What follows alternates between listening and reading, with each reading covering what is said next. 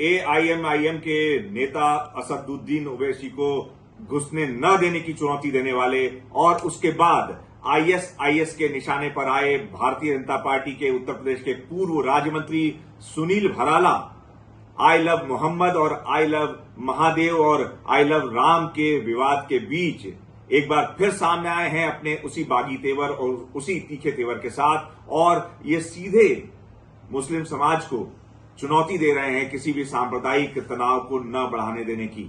हमारे साथ बातचीत करने के लिए सुनील भराला, जो कि भारतीय जनता पार्टी के उत्तर प्रदेश के पूर्व राज्य मंत्री हैं, इस समय मौजूद हैं।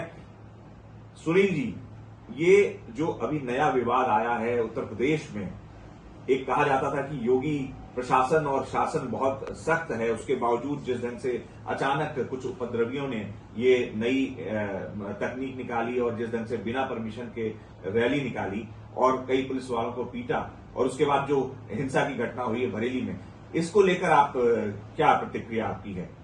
देखिए, I love Mahadev, I love Parshuram, I love Ram Ram, यहां कहना पड़ेगा ये उत्तर प्रदेश है। और उत्तर प्रदेश में जो इन्होंने चुनौती स्वीकार की है और जिस प्रकार से उन्होंने कानून के परखच्चे उड़ाने का काम किया है समुदाय में, और जबरदस्ती उत्तर प्रदेश में दंगा कराने का जो साजिश रच रहे हैं, यहाँ उत्तर प्रदेश में योगी राज है, इनको सबक सिखाने का काम अगले 48 घंटे में हो जाएगा।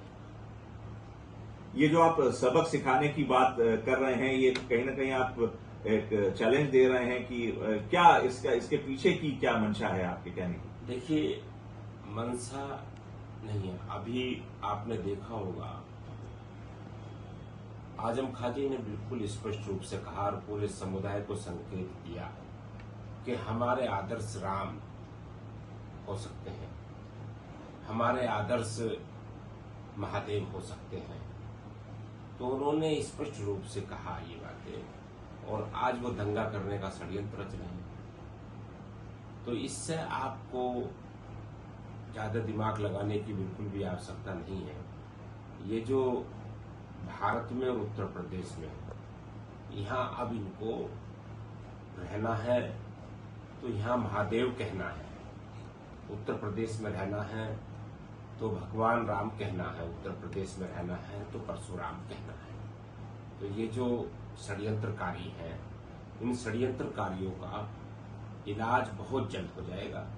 जिस प्रकार से कानून व्यवस्था को ये ठेंगा दिखाने का काम कर रहे हैं, कानून व्यवस्था को उत्तर प्रदेश में विगत जो वर्षों तक खराब रही कानून व्यवस्था, और यहाँ जंगल राज रहा, यहाँ का जंगल राज ठीक करने का काम उत्तर प्रदेश के मुख्यमंत्री श्री योगी आदित्यनाथ जी ने किया, और भारत के माननीय प्रधानमंत्री श्री नरेंद्र मोदी जी ने पूरे भारत में सिस्टम को ठीक करने का काम किया।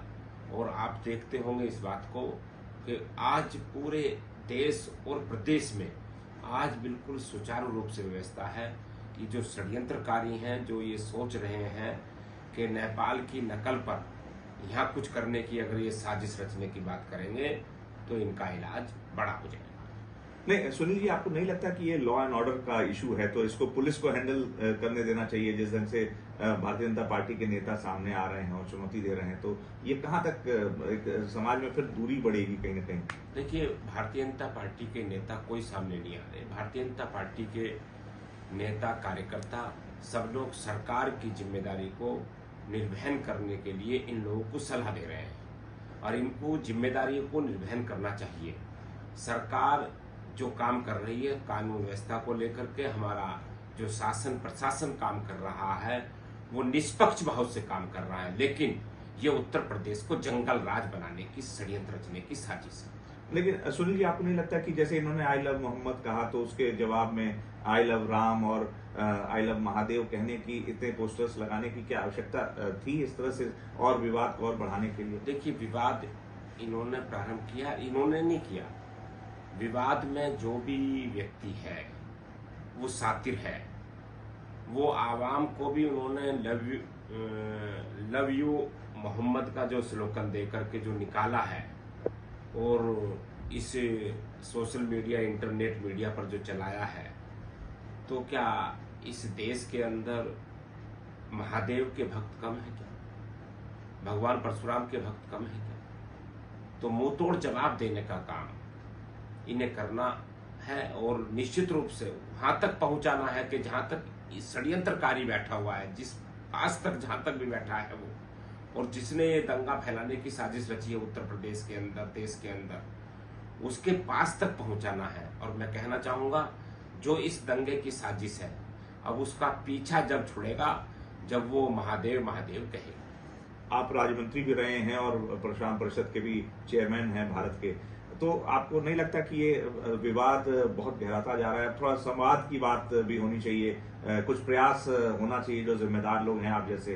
देखिए, हम लोग शांति प्रिय हैं, हम महादेव के भक्त हैं। हम कभी भी नहीं चाहा कि यहाँ कोई अराजकता हो, यहाँ कोई दंगा हो। सबको साथ लेकर के हम सब लोगों का एक मिशन है। लेकिन अगर कुछ लोग ऐसे हैं कि जो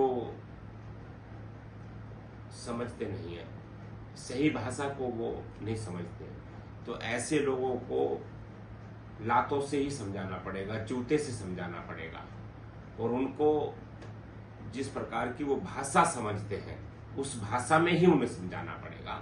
ये इससे पहले मानेंगे नहीं।